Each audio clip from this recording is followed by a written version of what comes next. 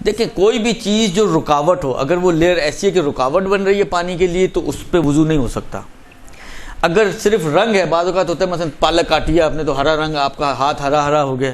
درست، تو وہ ہرا رنگ خالی رکاوٹ نہیں ہوتا۔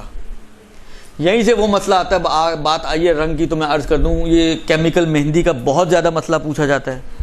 میں کئی دفعہ میں اپنا اجتہاد بتا چکا ہوں، وہ میرا اپنا اجتہاد ہے، اس پہ میری رائے ہے، آپ مانیں آپ کی مرضی ہے، نہ مانیں تب بھی مجھے کوئی برا نہیں لگے گا، اس لیے کہ وہ میری ایک رائے ہے، میرا ایک اندازہ ہے۔ دیکھیں مہندی بیسیکلی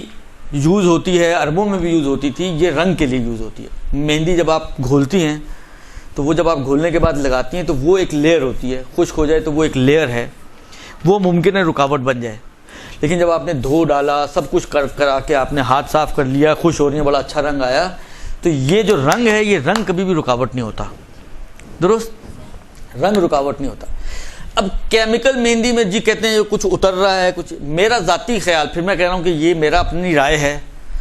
یہ کوئی فتویٰ نہ آغا سیستانی کا، نہ آغا خوئی کا، نہ آغا خمینی کا، نہ آغا خامنائی کا، یہ میری اپنی خاص پیور رائے،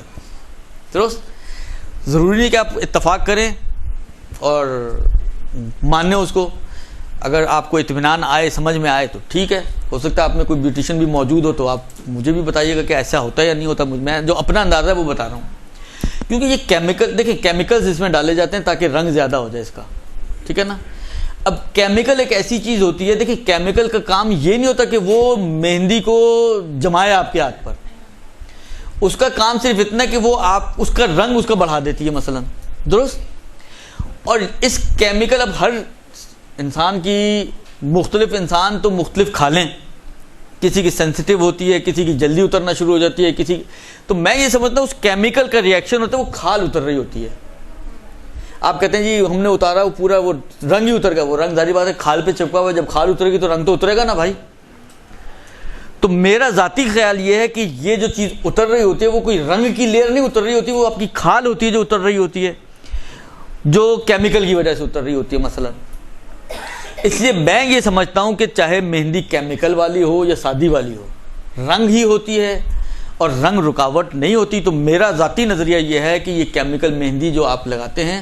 اس سے آپ کے وضو یا غسل پہ کوئی فرق نہیں پڑتا۔ اب اگر آپ کو اطمینان ہے، مانتے ہیں، سمجھ میں آتا ہے، اور خیر یہ چیزیں تو ایسی ہیں کہ سہولت والی چیزیں جلدی سمجھ میں آ جاتی ہیں،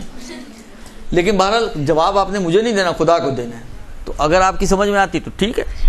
آپ اطمینان ہے تو آپ عمل کر سکتے ہیں اس مسئلے پر۔ لیکن اگر آپ کی اپنی رائے اس کے برخلاف ہو اور آپ اس کو رکاوٹ سمجھتے ہو،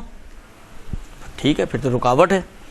تو ایسی صورت میں پھر آپ کی ذمہ داری یہ ہے کہ آپ احتیاطاً وضو بھی کریں اور تیمم بھی انجام دیں، جب تک کہ یہ پوری کھال آپ کی نہ اتر جائے۔ جی جی جی، احتیاطاً تیمم بھی کریں اور وضو بھی کریں، یہ پھر آپ کی ذمہ داری ہو جائے گی نماز کی نسبت۔ برحمتك يا أرحم الراحمين وصلى الله على محمد وآله الطاهرين.